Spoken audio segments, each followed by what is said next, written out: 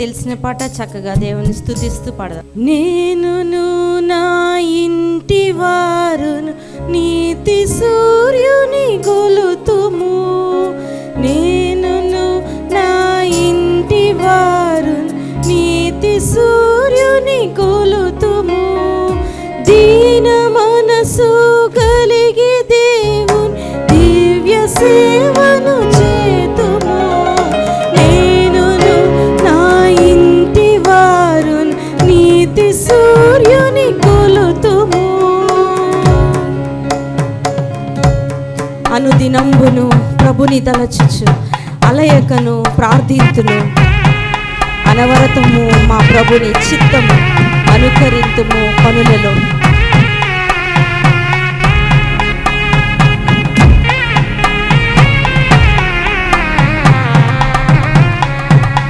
అనుదినంబును ప్రభుని తలచుచు అలయకను ప్రార్థింతుము, అనుదినంబును ప్రభుని తలచుచు అలయకను ప్రార్థింతుము, అనవరతము ప్రభుని చిత్తం అనుకరింతుము పనులలో. నేనును నా ఇంటి వారు నీతి సూర్యుని కొలుతుము. వేద వాక్య పఠనమందు విసుగు చెందకనిదుము, ఆదరంబున దైవ చిత్తము ననుసరించుచు నడుతుము.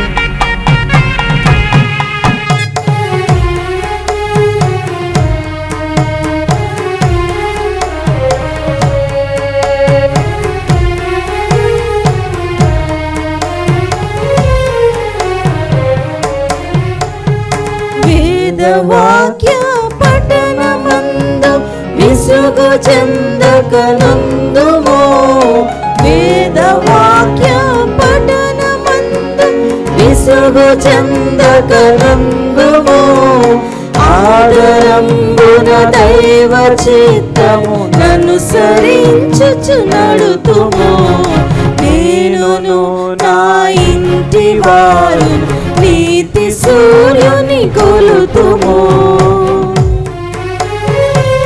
ఆశతోడను ప్రభుని దినమున నాచరింతుము మరువక, విసుగు చెందక నాలయమునకు పిన్న పెద్దలను దెత్తుము.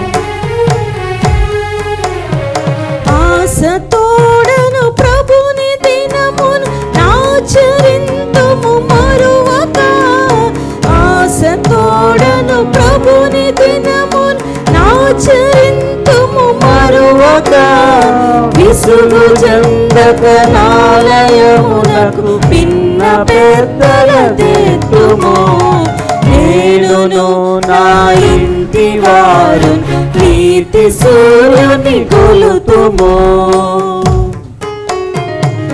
పెద్దవారలు దైవజనులని పేర్మితో భావింతుము, శుద్ధుడకు ప్రభు క్రీస్తు మనస్సును శ్రద్ధతోడను చూపుచు. పెద్దవారలు దైవజనులని పేర్మితో భావింతుము, పెద్దవారలు దైవజనులని పేర్మితో భావింతుము, శుద్ధుడగు ప్రభు క్రీస్తు మనసును శ్రద్ధతోడను చూపుచు. నేనును నా ఇంటి వారు నీతి సూర్యుని కొలుతుము.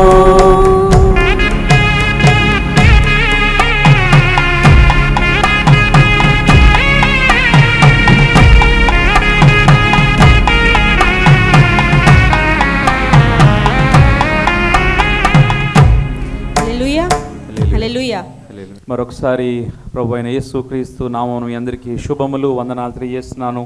ఆదివారం ప్రభు దినంలో మనందరం చేరి దేవుని వాక్యాన్ని ధ్యానం చేయడానికి దేవుడిచ్చిన ధన్యతను బట్టి దేవునికి వందనాలు తెలియజేస్తున్నాను. గత 10 మాసాలుగా అనేక విషయాలు మరి లోగోస్ చర్చ్లో మనం ధ్యానం చేస్తున్నాం, అనేక పుస్తకాలు మనం ధ్యానం చేస్తున్నాం, అనేక అంశాలు మనం ధ్యానం చేస్తున్నాం. ఈరోజు మరొక అంశాన్ని మనం ధ్యానం చేయబోతున్నాం. దేవునికి చాలా ఇష్టమైంది ఈరోజు మనం ధ్యానం చేయబోయేది, దేవుడు చాలా ఇష్టపడేది ఏంటి అనే విషయాన్ని మనం చూడబోతున్నాం. దేవుడు చాలా ఇష్టపడే వాటిలో చాలా ఉండొచ్చు, కొన్ని వందలు ఉండొచ్చు, కానీ ప్రత్యేకంగా ఈరోజు ఒక అంశాన్ని మనం ధ్యానం చేయబోతున్నాం. ఉదాహరణకు చెప్పుకుంటూ వెళ్తే దేవునికి చాలా ఇష్టమైంది ఏంటంటే ఆయన శరీరమైన సంఘం అంటే ఆయన చాలా ప్రాణం. ఆయన తన రక్తం ఇచ్చాడు, ఆయన రక్తం ఇచ్చి కొన్నాడు సంఘాన్ని. సంఘం అంటే ఆయన చాలా ఇష్టం. ఆయనకి ఇష్టమైంది ఏంటంటే ఆయన బిడ్డలు ఆయన కొరకు నమ్మకంగా జీవిస్తే ఆయన చాలా ఇష్టపడతాడు, చాలా హ్యాపీ ఫీల్ అవుతాడు. ఆయనకి ఇష్టమైంది ఏంటంటే ఒక పాపి యేసు ప్రభుని నమ్ముకొని రక్షణ పొందటం ఆయనకి చాలా ఇష్టం. ఆయనకి ఇష్టమైనవి ఎన్నో ఉన్నాయి. ఈరోజు మరొక ఇష్టమైనది, దేవునికి ఇష్టమైనది ఏంటంటే ఏ గాడ్లీ క్రిస్టియన్ ఫ్యామిలీ. ఏ గాడ్లీ క్రిస్టియన్ ఫ్యామిలీ, దైవికమైన క్రైస్తవ కుటుంబం అంటే దేవునికి చాలా ఇష్టం. ఈరోజు వీలైతే నెక్స్ట్ వీక్ కూడా ఎ series of messages on family, కుటుంబం మీద అనేక విషయాల్ని ఈ వారము వచ్చే వారం కూడా మనం ధ్యానం చేయబోతున్నాం. చాలా ప్రార్థన చేసుకొని దేవుణ్ణి అడిగి, ప్రభువా ఏ అంశం మీద నేను వాక్యం అందించాలి, నా సొంత జ్ఞానం నా సొంత మాటలు కొట్టివేయండి, మీరు పరిశుద్ధాత్మదేవ మీరు మాట్లాడండి అని దేవుణ్ణి అడిగితే దేవుడు నాకు ఇచ్చిన థాట్స్ని, దేవుడు నాకు ఇచ్చిన నడిపింపును బట్టే ఈ రీతిగా నేను ముందుకు వెళ్ళటం జరుగుతుంది. రానున్న మాసాల్లో ఇంకా అనేక అంశాలు మనం చూడబోతున్నాం. A series of messages on family, కుటుంబం మీద అనేక విషయాలు మనము ఈ వీక్ నెక్స్ట్ వీక్ మనం ధ్యానం చేయబోతున్నాం. దేవునికి చాలా ఇష్టమైన వాటిలో family is one of the best thing. దేవునికి ఇష్టమైన వాటిల్లో కుటుంబం అంటే దేవునికి చాలా ఇష్టం. అందుకే ఒక భక్తుడు ఏమన్నాడంటే, family is a mini haven on earth. కుటుంబము అనేది చిన్న పరలోకం లాంటిదంట. పరలోకానికి ఇంకా మనం వెళ్ళలేదు, కానీ ఒక దైవికమైన క్రైస్తవ కుటుంబం కలిసి దేవుని కొరకు జీవిస్తే ఆయన ఎంతగానో సంతోషిస్తాడు. ఒక చిన్న పరలోకం లాగా ఉంటుంది అని భక్తుడు చెప్పాడు. మరొక ఫేమస్ థియోలాజియన్, ఒక గొప్ప వేదాంత భక్తుడు ఏమన్నాడంటే, family is A domestic church. Family is A domestic church. మనము చర్చ్కి వెళ్ళటము, సోషల్గా అందరం కలిసి బహిరంగంగా దేవుణ్ణి ఆరాధిస్తాం, నంబర్ 1. నంబర్ 2, ఫ్యామిలీ అనేది ఒక డొమెస్టిక్ చర్చ్. ఇంటిలో కలిసి దేవుణ్ణి ఆరాధించడం అనేది అది కూడా ఒక చిన్నపాటి సంఘంగా మనం భావించవచ్చు. మరొక భక్తుడు ఏమన్నాడంటే, your family is your first church. Your family is your first church. నీ కుటుంబమే నీ మొదటి సంఘం అని ఒక భక్తుడు చెప్తూ వెళ్ళాడు. దేవుడు అద్భుతంగా డిజైన్ చేసిన వాటిలో ది బెస్ట్ ఏంటంటే, దేవుడు డిజైన్ చేసిన వాటిలో ఫ్యామిలీ, కుటుంబము. దేవుడు ఆదిలోనే ప్రారంభంలోనే ఆయన ఇన్స్టిట్యూట్ చేసిన అద్భుతమైనది ఏంటంటే వ్యవస్థ ఏంటంటే కుటుంబ వ్యవస్థ. కానీ ఈ రోజుల్లో బాగా చెడిపోతున్న వ్యవస్థ, బాగా పాడైపోయి కలుషితమవుతున్న వ్యవస్థ కూడా కుటుంబ వ్యవస్థే, ఫ్యామిలీ. సాతాను భయంకరంగా గలిబిలి అల్లకల్లోలం ఎక్కడ ప్రారంభిస్తున్నాడంటే ఫ్యామిలీస్లో గందరగోళం సృష్టించి గలిబిలి చేసి దేవునికి దూరంగా వెళ్ళిపోవాలని వాడు పన్నాగం పన్నుతున్నాడు. అందుకని లోగోస్ చర్చ్లో ఈ వీక్ నెక్స్ట్ వీక్ మనం డిస్కస్ చేయబోతున్నాం, లేకపోతే ధ్యానం చేయబోతున్నా a series of messages on family. ఈరోజు మనం ధ్యానం చేస్తున్న అంశం ఏంటంటే building a godly Christian family. దైవికమైన క్రైస్తవ కుటుంబాన్ని కట్టుకొనుట అనే అంశాన్ని ఈ వీక్ అలాగే నెక్స్ట్ వీక్ కూడా మనం ధ్యానం చేయబోతున్నాం. Family is a God's design, family is a God's plan. దేవుని యొక్క ప్రణాళిక. అసలు ఇక్కడ కూర్చున్న మనందరం కూడా కుటుంబం లేకపోతే మనం లేం. తల్లి తండ్రి కలయిక లేకపోతే మనం లేం. God has wonderfully design every single individual comes from a family. ప్రతి ఒక్క వ్యక్తి కూడా కుటుంబం నుంచే వస్తాడు. దేవుడు ఎంత అద్భుతంగా ఈ ఫ్యామిలీని డిజైన్ చేశాడో మనం జ్ఞాపకం చేసుకోవాలి. ఎంత సంతోషంగా ఉంటుంది. డాడీ, మమ్మీ, పిల్లలు, లేకపోతే అందరం కలిసి దేవుని కొరకు జీవించడం ఎంత సంతోషం, ఎంత ఆనందం. మనకి తెలీదు, ఇక్కడ ఉన్న హాస్టల్ స్టూడెంట్స్ని అడగండి, వాళ్ళు ఎంత మిస్ అవుతున్నారో వాళ్ళ డాడీ మమ్మీని. నేను పీజీ వరకు ఇక్కడ విజయవాడలో ఉన్నాను. సడన్గా థియాలజీ చేయడానికి, వేదాంత విద్య చేయడానికి నేను బెంగళూరు వెళ్ళాను. చాలాసార్లు చెప్పాను మన లోగోస్ చర్చ్లో.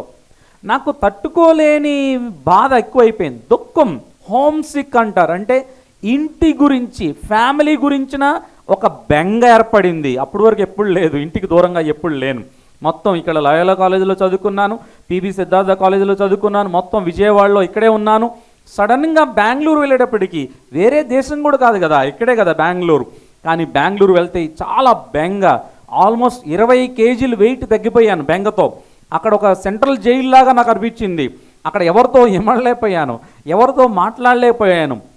అప్పుడు నాకు అర్థమైంది, దేవుని సృష్టిలో అద్భుతమైనది ఏంటంటే ఫ్యామిలీ, కుటుంబము అనేది దేవుని యొక్క అద్భుతమైన ప్రణాళిక. ఈ కుటుంబం దేవుని కొరకు జీవిస్తే కుటుంబాల ద్వారా సంఘాలు కట్టబడతాయి, కుటుంబాల ద్వారా సంఘం బలపడుతుంది అనే విషయాన్ని నేను జ్ఞాపకం చేస్తున్నాను. ప్రత్యేకంగా దేవుడిస్తున్న నడిపింపు ఏంటంటే మన కుటుంబాలు దేవునిలో బలపడాలి, మన కుటుంబాలన్నీ దేవుని కొరకు జీవించాలి, మన కుటుంబాల్లో దేవుని సన్నిధిని మనం చూడాలి. తద్వారా సంఘము దేవుని కొరకు బహుబలంగా ముందుకు వెళ్తుంది. చాలా చెప్పాలంటే చాలా విషయాలు ఉన్నాయి. ఇట్స్ ఎ వాస్ట్ టాపిక్, చాలా విస్తృతమైన అంశం ఇది. బైబిల్లో కొన్ని వందల కుటుంబాలు ఉన్నాయి, కానీ 5 విషయాలు మాత్రమే చాలా క్లుప్తంగా మీతో పంచుకుంటాను. 5 విషయాలు మాత్రమే ఈరోజు నేను మీతో పంచుకోవాలని నేను ఆశపడుతున్నాను. నంబర్ 1, మొదటిది, కుటుంబ బంధాన్ని దేవుడే స్థాపించాడని గుర్తించాలి. మన కుటుంబం దైవికంగా కట్టబడాలి అంటే దేవుని కృప ఉండాలి. చూడండి, కీర్తనలు 127వ అధ్యాయము, సామ్ 127, సామ్ 128 రెండు ఫ్యామిలీ గురించి మాట్లాడుతున్నాయి. చాలాసార్లు అవుట్ ఆఫ్ కాంటెక్స్ట్, సందర్భం నుంచి తీసేసి మాట్లాడతాం. 127వ అధ్యాయము, 128వ అధ్యాయం సంపూర్ణంగా ఫ్యామిలీ గురించి అక్కడ మాట్లాడుతుంది. కొంతమంది గృహప్రవేశానికి వెళ్ళినప్పుడు ఈ మాటలు చదువుతారు. గృహప్రవేశానికి ఈ మాటలకి సంబంధమే లేదు. ఈ మాటలు దేని గురించి మాట్లాడుతున్నాయి అంటే కుటుంబం గురించి మాట్లాడుతున్నాయి, కుటుంబం ఎలా కట్టబడాలో మాట్లాడుతున్నాయి. 127వ అధ్యాయము 1వ వచనం, యెహోవా ఇల్లు కట్టించని ఎడల దాని కట్టువారి ప్రయాసము వ్యర్థమే. మనం చాలాసార్లు అనుకుంటాం 127, 128 చిన్నప్పటి నుంచి వింటున్నాం, మాకు బాగా తెలుసండి, బైబిల్ కూడా తీయవస్తలేదు అనుకుంటాం. వాక్యం తెలియటం కాదు, మన కుటుంబాలు ఎలా కట్టబడుతున్నాయి. నంబర్ 1, కుటుంబ బంధాన్ని దేవుడే స్థాపించాడని గుర్తించాలి. మన కుటుంబం దైవికంగా కట్టబడాలి అంటే దేవుని కృప ఉండాలి. ఒకసారి వెనక్కి వెళ్ళండి, ఆదికాండము 1వ అధ్యాయము, బైబిల్స్ తీయండి, చక్కగా చూడండి. ఎప్పుడు మన వాళ్ళకి లోగోస్ వాళ్ళకి ఏంటంటే ఒక బుక్ అలవాటు అయిపోయింది, అంటే ఒక పుస్తకం, ఎజ్రా, మీకా, హోషేయ ఇవన్నీ చూస్తూ ఉన్నాం. కానీ ఈరోజు ఒక అంశం కాబట్టి మనం బైబిల్లో కొన్ని విషయాలు మనం చూస్తూ వెళ్దాం. 1వ అధ్యాయము 27వ వచనం, దేవుడు తన స్వరూపమందు నరుని సృజించెను. 28వ వచనం, దేవుడు వారిని ఆశీర్వదించెను, మీరు ఫలించి అభివృద్ధి పొంది విస్తరించి భూమిని నిండించి దానిని లోపర్చుకొనుడి. 2వ అధ్యాయము 18వ వచనం, మరియు దేవుడైన యెహోవా నరుడు ఒంటరిగా ఉండుట మంచిది కాదు. సృష్టిలో మొదటిగా దేవుడు అన్నీ చేసిన తర్వాత ఆయన 6వ దినం చేసింది ఏంటంటే మానవ మొదటి సృష్టి ఎవరంటే ఆదాముని చేసిన తర్వాత దేవుడు ఏమనుకున్నాడంటే నరుడు ఒంటరిగా ఉండుట మంచిది కాదు. ఇంగ్లీష్లో saying man is a social being. ఒక వ్యక్తిని ఒక నెల రోజులు ఒక గదిలో పెట్టేస్తే సైకలాజికల్గా ఒంటరి అయిపోయి డౌన్ అయిపోతాడు, ఎవరితో చెప్పుకోలేని వేదనతో కుమిలిపోతాడు 4 గోడల మధ్య పెట్టేస్తే. దేవుని యొక్క సంకల్పం ఏంటంటే నరుడు ఒంటరిగా ఉండటం కాదు, నరునికి నరుడు మరొక నరుడు తోడు కావాలి అని చెప్పి దేవుడు చేసిన పని ఏంటో చూడండి. 2వ అధ్యాయము 22వ వచనంలో, స్త్రీని నిర్మించి ఆమెను ఆదాము నొద్దకు తీసుకుని వచ్చెను. ఆదాము ఇట్లనెను, నా ఎముకలలో ఒక ఎముక, నా మాంసములో మాంసము, ఇది నరులో నుండి తీయబడిన గనుక నారి అనబడను. పెళ్లి ప్రసంగం చేస్తున్నారు ఏంటండి అంటారు. పెళ్లి ప్రసంగానికి దీనికి సంబంధం లేదు. పెళ్లి టైంలో భోజనాలు, డెకరేషన్లు, చీరలు ఇదే హడావుడి, కానీ వాక్యం ఒక్క ముక్క కూడా బుర్రలోకి వెళ్ళదు. ప్రత్యేకంగా ఈ సమయంలో చెప్పేది ఏంటంటే మ్యారేజ్ గురించి కాదు, ఇది ఫ్యామిలీ గురించి మాట్లాడుతున్నాడు. ఆదాము కొరకు దేవుడు హవ్వను ఏర్పాటు చేశాడు, మీరు ఫలించి అభివృద్ధి పొందండి అన్నాడు. నా ప్రక్కటెముక అన్నాడు, నా ఎముకలలో ఒక ఎముక. ఇప్పుడు మనకేమన్నా దెబ్బ తగిలిందనుకోండి, ఎంత హర్ట్ అయితే ఎంత బాధపడతాం. She is your own. ఫ్యామిలీలో పురుషుని కొరకు ఒక తోడుగా ఉండటానికి ప్రక్కటెముకగా దేవుడు ఆదాముకి హవ్వను ఏర్పాటు చేశాడు. ఈ యొక్క కుటుంబం అనేది, ఫస్ట్ ఫ్యామిలీ అనేది ఆదికాండం తొలి అధ్యాయంలోనే మనం చూస్తున్నాం. అప్పటి నుంచి ప్రారంభమైంది ఇది. దేవుడే ఈ కుటుంబ బంధాన్ని స్థాపించాడని మనం గుర్తించాలి. మన కుటుంబం దైవికంగా కట్టబడాలంటే దేవుని కృప ఉండాలి. అందుకే 127వ కీర్తనకు వచ్చేసేయండి. యెహోవా ఇల్లు కట్టించని ఎడల దాని కట్టువారి ప్రయాసము వ్యర్థమే. ఫ్యామిలీలో ఐక్యత లేకపోవడానికి, ఫ్యామిలీలో వన్నెస్ లేకపోవడానికి గల కారణం ఏంటంటే మనం ఏదో ప్రయత్నాలు చేస్తూ ఉంటాం. దేవా మీ కృపతో మా కుటుంబాన్ని బలపరచండి, మా కుటుంబంలో సమాధానం దయచేయండి, మా కుటుంబంలో ఐక్యత దయచేయండి అంటే కార్యం చేయగల సమర్థుడు దేవుడు అనే విషయాన్ని నేను జ్ఞాపకం చేస్తున్నాను. అన్నాడు అక్కడ చూడండి, అక్కడ మీరు వేకువనే లేచి చాలా రాత్రి అయిన తరువాత పండుకొనుచు కష్టార్జితమైన ఆహారము తినుచుంటా వ్యర్థమే. తన ప్రియులు నిద్రించుండగా ఆయన వారికి ఇచ్చున్నాడు. కుమారులు యెహోవా అనుగ్రహించు స్వాస్థ్యము, గర్భఫలము ఆయన ఇచ్చు బహుమానం. కుటుంబంలో ప్రాముఖ్యంగా మొదటిగా మనం గుర్తించాలి, building a godly Christian family. Christian family అని అందరూ చెప్పుకుంటారు, నేను క్రిస్టియన్ ఫ్యామిలీ అంటే మేము క్రిస్టియన్ ఫ్యామిలీ. సరిపోదు, దైవికమైన క్రైస్తవ కుటుంబం. దేవుడు లేకుండా కూడా క్రైస్తవ కుటుంబాలు ఉంటాయి, క్రైస్తవ కుటుంబం అని చెప్పుకోవచ్చు. కానీ ప్రాముఖ్యమైనది ఏంటంటే యెహోవా ఇల్లు కట్టించని ఎడల దాని కట్టువారి ప్రయాస వ్యర్థమే. ఈ ఉదయకాల సమయంలో మన ఫ్యామిలీస్ ఎలా ఉన్నాయి, మన ఫాదర్, మన మదర్, మన సిబ్లింగ్స్, లేకపోతే మన పిల్లలు ఎలా ఉన్నాయి ఒకసారి పరిశీలించుకుందాం. మన కుటుంబాలు కట్టబడాలి అని దేవుడు కోరుకున్నాడు. ఒక దైవికమైన క్రిస్టియన్ ఫ్యామిలీస్గా మన ఫ్యామిలీస్ ఉండాలని దేవుడు ఇష్టపడుతున్నాడు. 128వ అధ్యాయానికి రండి ఒక్కసారి, మళ్ళీ తర్వాత మనం వెనక్కి వెళ్దాం. యెహోవా యందు భయభక్తులు కలిగి ఆయన త్రోవల యందు నడుచువారందరూ అని. ఆ రోజుల్లో అంట యెరూషలేము సుమారు 2700 అడుగుల ఎత్తులో ఉంటుందంట, 2700 ఫీట్ హైట్. వీళ్ళు ఇంత దూరం, కొన్ని మైళ్ళ దూరం ప్రయాణం చేసుకుంటూ పాటలు పాడుకుంటూ వెళ్ళేవాళ్ళు. సామ్ 120 నుండి సామ్ 134 యాత్రా కీర్తనలు అంటారు. అంటే పాటలు పాడుకుంటూ సంవత్సరానికి 3 సార్లు వాళ్ళు వెళ్ళేవాళ్ళు. వెళ్ళేటప్పుడు పాటలు పాడుకుంటూ వెళ్ళేవాళ్ళు. ఈ పాటలు పాడుకుంటూ వెళ్ళిన ఈ పాటలో ఒక పాట ఏంటంటే యెహోవా యందు భయభక్తులు కలిగి, కండిషనల్ బ్లెస్సింగ్. మన కుటుంబాలు కట్టబడాలి అంటే, దైవికమైన కుటుంబాలుగా ఉండాలంటే you need to have the fear of the lord. కుటుంబాల్లో దేవుని భయం లేదు ఈ రోజుల్లో. దేనికి భయపట్ల, డాడీ మమ్మీకి భయపట్ల పిల్లలకి తల్లిదండ్రులు భయపడాల్సిన పరిస్థితి. ఒక 30-40 ఇయర్స్లో పరిస్థితి ఎంత మారిపోయిందో మనం చూస్తున్నాం. చాలా ప్రాముఖ్యమైనది. నా గురించి కాదులే, ఇది నాకు కాదులే అనుకోవద్దు. ఫ్యామిలీలో లేకుండా ఎవ్వరూ లేరు ఇక్కడ. అందరూ ఏదో ఒక రీతిగా ఫ్యామిలీ కనెక్ట్ అయి ఉన్నారు. మనం ఆలోచించాలి, మన కుటుంబాలు కట్టబడాలి అంటే the fear of the Lord. Jehovah యందు భయభక్తులు కలిగి ఆయన త్రోవల యందు నడుచువారు. ఆయన త్రోవల్లో నడవటం అంటే ఏంటంటే మన ఫీలింగ్స్, మన విల్, మన యాటిట్యూడ్, మన గోల్స్ అన్నీ ఆయనవై ఉండాలి. అర్థమవుతుందా? మన లక్ష్యాలు, మన ఎమోషన్స్, మన యాటిట్యూడ్, మన విల్ అన్నీ ఆయనవై ఉండాలి. మన కుటుంబాలు దైవికంగా ఉండాలి అంటే ఆయన త్రోవల్లో నడవాలి. చాలామంది పట్టించుకోరు. పిల్లలు ఒక స్టేజ్కి వచ్చి ట్రాక్ తప్పిన తర్వాత పాస్టర్ గారు ఫోన్ చేస్తూ ఉంటారు, ప్రార్థన చేయండి, మా బాబు మా మాట వినట్లేదు. ప్రైమరీ స్టేజ్లోనే ఆయన త్రోవల్లో నడుచుకుంటే, ఇక్కడ అన్నాడు ఆయన త్రోవల యందు, మన త్రోవలు కాదు, లోకానుసారంగా కాదు, ఆయన త్రోవల్లో నడుచుకుంటే ఇది బ్లెస్సింగ్స్. చాలా బ్లెస్సింగ్స్ ఇచ్చాడు ఇక్కడ. కింద ఎన్నో ఆశీర్వాదాలు ఇచ్చాడు. కుటుంబాలన్నిటిని దేవుడు ఆశీర్వదించాలనుకుంటున్నాడు. కుటుంబాలన్నిటిని దేవుడు సంతోషంగా ఉంచాలనుకుంటున్నాడు. కుటుంబాలన్నిటినీ ప్రాస్పర్ అవ్వాలి, వృద్ధి చెందాలని దేవుడు కోరుకుంటున్నాడు. కుటుంబాలన్నీ దేవుని కొరకు ఆశీర్వాదకరంగా ఉండాలని దేవుడు కోరుకుంటున్నాడు.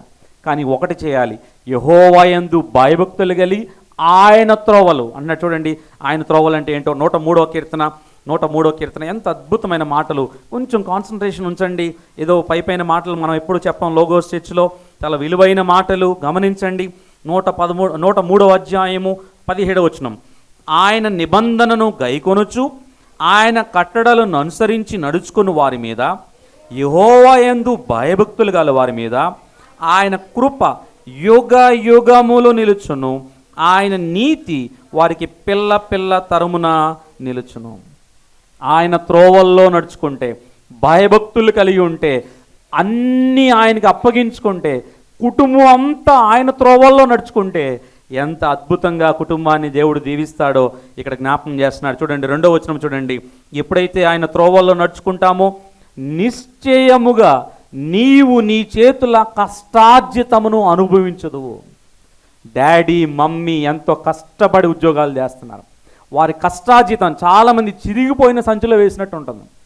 జీతం వస్తుందండి, 10 రోజుల్లో శాలరీ అంతా అయిపోతుంది. దశంభాగం ఇవ్వరు, దేవునికి ఇవ్వరు, దేవునికి సమయం ఇవ్వరు, ప్రార్థన ఉండదు. ఇక్కడ ఎందుకు అంటే ఇంత వేదన, ఆయన ఏడులా భయభక్తులు ఉండట్లేదు, ఆయన త్రోవల్లో నడుచుకోవట్లేదు, తద్వారా కష్టార్జితాన్ని అనుభవించట్లా. కొంతమంది చూడండి దేవుని బిడ్డలు, వాళ్ళకు వచ్చే శాలరీ 10,000, కుటుంబం అంతా పోషించుకుంటారు, కొంచెం దాచుకుంటారు, చాలా సంతోషంగా ఉంటారు. నేను ప్రతిసారి మా కుటుంబం గురించి మాట్లాడతాను మీరు అనుకోవద్దు, నాకు తెలిసి నా కుటుంబమే కాబట్టి చెప్తున్నాను. చాలా తక్కువ వచ్చేది, తక్కువ. మచిలీపట్నంలో ఉన్నప్పుడు మా ఆదాయం చాలా తక్కువ ఉండేది నాన్నగారికి. నెలంతా కలిపి 3,000 అలా వచ్చేవి. చాలా కష్టాలు. కానీ మాలో ఎప్పుడు చాలా హ్యాపీగా ఉండేవాళ్ళం, చాలా సంతోషంగా ఉండేవాళ్ళం. చింతపండు చారైనా, నేను ఒకసారి చెప్పాను, నా బర్త్డే రోజు మెనూ ఏంటంటే పచ్చి పులుసు, ఎండు చేపలు. ఏమీ లేవు, ₹1 లేదు ఇంట్లో. బర్త్డే కేక్ లేదు, చాక్లెట్లు లేవు. మా అమ్మగారు నాకు పెట్టిన స్వీట్ ఏంటంటే, ఫ్యామిలీ గురించి మాట్లాడుతున్నాం అందుకే నేను ఇంత డీటెయిల్గా చెప్తున్నాను. స్వీట్ ఏంటంటే నోట్లో పంచదార వేశారు. మన ఇంట్లో ఏమీ లేవు, నాన్న మీటింగ్కి వెళ్ళిపోయారు, ₹1 కూడా లేదు నాన్న, ఏం బాధపడకు, పంచదార ఉంది, ఇదిగో హ్యాపీ బర్త్డే అని చెప్పి ప్రార్థన చేసి నోట్లో పెట్టారు. ఏమీ లేవు, ఎవరిని మనం నోరు తెరిచి అడగకూడదు. పచ్చి పులుసు, ఎండి చేపలు ఉన్నాయి, ఇవి చేస్తాను తిను. ఇక్కడ మాట్లాడేది ఏంటంటే, ఆయన త్రోవలో నడుచుకుంటే పచ్చి పులుసు అయినా మనం సంతోషంగా ఉంటాం. Praise the Lord. కావాల్సింది ఏంటంటే దైవికమైన క్రైస్తవ కుటుంబం. దేవుని కొరకు జీవిస్తే ఆయన కష్టార్జితాన్ని ఆశీర్వదిస్తాడు. 12 గంపలు మిగిలేలా చేస్తాడు ఆయన, ఏది తక్కువ చేయడు ఆయన. ఈ ప్రస్తుతంగా ఫస్ట్ వన్ మనం నేర్చుకోవాల్సింది ఏంటంటే, ఆయన కృపతో కుటుంబం కట్టబడాలి. It should be a house of grace. Jehovah ఇల్లు కట్టించని ఎడల దాని కట్టువాడి ప్రయాస వ్యర్థమే. యెహోవా యందు భయభక్తులు కలిగి ఆయన త్రోవల్లో నడుచుకుంటే మీరు ధన్యులు. ఒకటి ఇక్కడ చెప్తున్నాడు, కష్టార్జితాన్ని మనం అనుభవిస్తాం. రెండవది, నీ లోగిట నీ భార్య ఫలించు ద్రాక్షావళి వలె ఉంటుంది. Fruitfulness, she will give birth to a child. నీ లోగిట నీ భార్య ఫలించు ద్రాక్షావళి వలె ఉంటుందంట. ఎంత గొప్ప ఆనందం, సంతోషం. పెళ్ళైన 2 సంవత్సరాల వరకు పిల్లలు పుట్టకపోతే అందరూ మమ్మల్ని అడిగారు, ఏమైనా విశేషం ఏమైనా ఉందా? అందరూ అడుగుతారు కదా సహజంగా. 2 సంవత్సరాలు అయిపోయింది, 2.5 సంవత్సరం అయిపోతుంది. ప్రార్థన చేసుకున్నాం, దేవుని అడిగాం, దేవుడు అద్భుతంగా గర్భాన్ని తెరిచి, లేదు మీకు పిల్లలు పుట్టరని చెప్పేశారు డాక్టర్ గారు. అద్భుతంగా దేవుడు కార్యం చేశాడు. Praise the Lord. నీ లోగిట నీ భార్య ఫలించు ద్రాక్షవల్లి వలె ఉంటుంది. నీ భోజనపు బల్ల చుట్టూ నీ పిల్లలు ఒలీవ మొక్కల వలె ఉంటారు. ఎప్పుడు? ఆయన త్రోవలో నడుచుకున్నప్పుడు. ఎప్పుడు? దేవుని ఎడల భయభక్తులు కలిగినప్పుడు. ఈ రోజుల్లో అందరు కూర్చుంటున్నారు ఒకచోట. ఎక్కడ? ఇది చూడండి, అందరూ ఇంట్లో అందరు ఎక్కడ కూర్చుంటున్నారు? యూనిటీ, ఎక్కడ లేని యూనిటీ వచ్చేస్తుంది. అందరు చక్కగా అందరు కూర్చొని నవ్వుకోవడం అనమాట. అది మరి జబర్దస్త్ చూస్తున్నారు, బిలీవర్స్ కూడా సీరియల్స్ చూస్తున్నారు ఈ రోజుల్లో. బిలీవర్స్ సినిమాలు అన్నీ. లోకస్తులకి బిలీవర్స్కి పెద్ద తేడా అయితే నేనైతే చూడట్లేదు. ఒకవేళ మీకు ఏమైనా కనిపిస్తుందేమో నాకు తెలియదు. అందరూ చూస్తున్నారు సీరియల్స్. జబర్దస్త్ చూడొచ్చండి, కామెడీ అండి, ఏముండదండి. ఎంత డబల్ మీనింగ్స్ అవన్నీ, ఎంత హేమైనవి అన్నీ మనం చూస్తున్నాం. ఎక్కడ యూనిటీ ఉంటుందంటే అందరికీ టీవీ దగ్గర యూనిటీ ఉంటుంది. నిజంగా అందరం కలిసి ఈరోజు డాడీ మమ్మీ పిల్లలు అందరూ కలిసి ఇంట్లో కూర్చొని ప్రార్థన చేయడం కానీ, కలిసి భోజనం చేస్తున్న రోజులు ఉన్నాయా? నిజంగా చెప్పండి. ఎవరి పనుల్లో వారు బిజీ, అలసిపోయి రావటం. కుటుంబంలో ఏమి లోపిస్తుందంటే, దైవికమైన కుటుంబం కట్టబడాలంటే ఆయన కృప ఉండాలి. కుటుంబం అంతా దేవునికి సమర్పించుకోవాలి. ఇక్కడ దేవుడు కుటుంబ వ్యవస్థ సంపాదించుకోమనే చెప్పలా దేవుడు, బిజీ అయిపోమని చెప్పలా దేవుడు. ఏ ఉన్నా లేకపోయినా కొంచెమున్నా చాలు నమ్మకంగా ఆయన కొరకు జీవించడం. ఇక్కడ అంటున్నాడు, నీ భోజనపు బల్ల చుట్టూ నీ పిల్లలు ఒలీవ మొక్కల వలె ఉంటారు. ఆలివ్ షూట్స్, అవి ప్లాంట్ నుండి తీసేసినా మళ్ళీ పక్కన పెట్టినా అవి మళ్ళీ ఎదుగుతాయంట. ఒలీవ మొక్కలు, నీ పిల్లలు ఒలీవ మొక్కల వలె ఉంటారు. పిల్లల్ని పెంచుతాం ఒక స్టేజ్ వచ్చినాక వారిని పెళ్లి చేసి పంపించేస్తాం, కానీ వాళ్ళు దేవుని కొరకు నమ్మకంగా జీవిస్తారు. ఎక్కడికి వెళ్ళిన వారు దేవుని కోసం ఉంటారు. ఇప్పుడు ఫస్ట్ మా నాన్నగారు అమ్మగారు ఇద్దరే, తర్వాత మేము ముగ్గురం పిల్లలం. ఇప్పుడు మా ఫ్యామిలీ మొత్తం కలిపి 10-15 మంది అయిపోయాం అందరం, పిల్ల పాపలందరూ కలిపి. దేవుడు ఒలీవ మొక్కల వలె కుటుంబాన్ని దేవుడు చేస్తాడు. ఎప్పుడంటే ఇది దేవుని కుటుంబంగా, దైవికమైన కుటుంబంగా, ఆయన కృపచేత కుటుంబం అనేది కట్టబడాలి. మొదటిగా మనం ఏం చూసామంటే కుటుంబ బంధాన్ని దేవుడే స్థాపించాడు అని గుర్తించాలి. మన కుటుంబం దైవికంగా కట్టబడాలంటే దేవుని కృప ఉండాలి. కొన్నిసార్లు ఎందుకురా బాబు ఈ కుటుంబంలో పుట్టాను, ఏంట్రా ఈ ఫ్యామిలీలో పుట్టాను అనిపిస్తూ ఉంటుంది మనకి. ఎప్పుడూ ఆ మాట రానివద్దు. కుటుంబం అనేది దేవుడు నిర్మించిన వ్యవస్థ. అది గాడ్ ఆర్డైన్డ్, గాడ్ ఇన్స్టిట్యూటెడ్ ఫ్యామిలీ. కొన్నిసార్లు ఉంటాయి ఫ్యామిలీలో కష్టం, కొన్నిసార్లు ఆ విషయాలు కూడా మనం చూడబోతున్నాం. బట్ స్టిల్ దేవుడు ఆయన ఉద్దేశించిన ప్రణాళిక. కాబట్టి కుటుంబం ఎంత సంతోషమో చూడండి. టెంపరరీ ప్రెజెంట్ బ్లెస్సింగ్స్ ఇక్కడ ఇస్తున్నాడు, ఫ్యూచర్ బ్లెస్సింగ్స్ కూడా ఇస్తున్నాడు. 128వ కీర్తన చూడండి. 128వ కీర్తన, యెహోవా యందు భయభక్తులు గలవాడు ఈలాగు ఆశీర్వదింపబడును, సియోను నుండి యెహోవా నిన్ను ఆశీర్వదించును. 1 రోజు 2 రోజులు, 1 సంవత్సరం 2 సంవత్సరాలు కాదు, నీ జీవిత కాలం అంతయు యెరూషలేమును క్షేమం కలుగుట చూచెదవు, నీ పిల్లలను నీవు చూచెదవు. ఎంత గొప్ప ఆనందం. కుటుంబాలు కట్టబడాలి అంటే దేవుని కృప ఉండాలి. కొన్ని కుటుంబాలు చాలా ముచ్చటగా ఉంటుంది, చాలా సంతోషంగా ఉంటుంది. కుటుంబం అంతా దైవికంగా ఉంటారు, దేవుల్లో ఉంటారు.